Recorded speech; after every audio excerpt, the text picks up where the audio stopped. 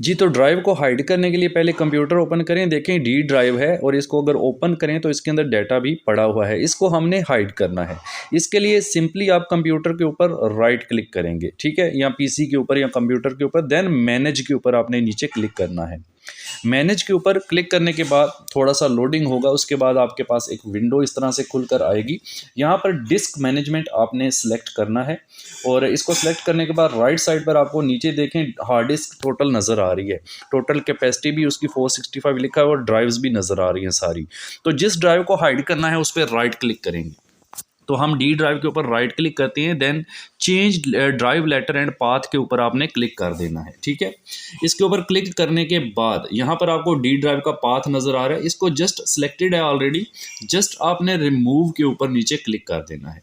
तो याद रहे इसमें जो बता रहा है कि जो है वो इसमें जो प्रोग्राम अगर कोई इंस्टॉल है तो वो भी जो है रिमूव हो सकता है।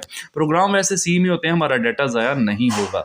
जस्ट आपने इसको यस कर देना है, जितना भी डाटा आपका सेफ है डोंट वरी, ठीक है। तो आपने यहाँ पर इसको यस कर देना है, ठीक है। उसके बाद यहाँ पर आप देखेंगे ये गायब हो गया यहाँ से। अब माई कंप्यूटर ओपन करके देखते हैं अपना, तो यहाँ देखें डी ड्राइव गायब हो चुकी है, ठीक है जी। इस तरह से आप अपनी डी ड्राइव को हाइड कर सकते हैं।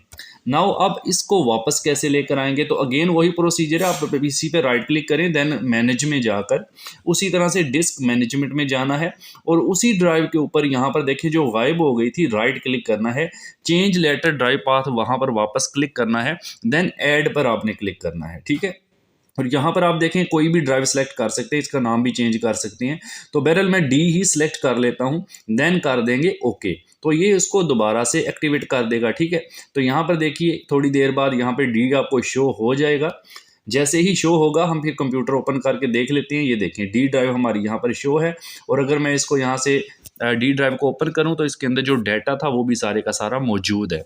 तो टिप अच्छी लगे तो लाइक और शेयर कर दें। Thank you so much.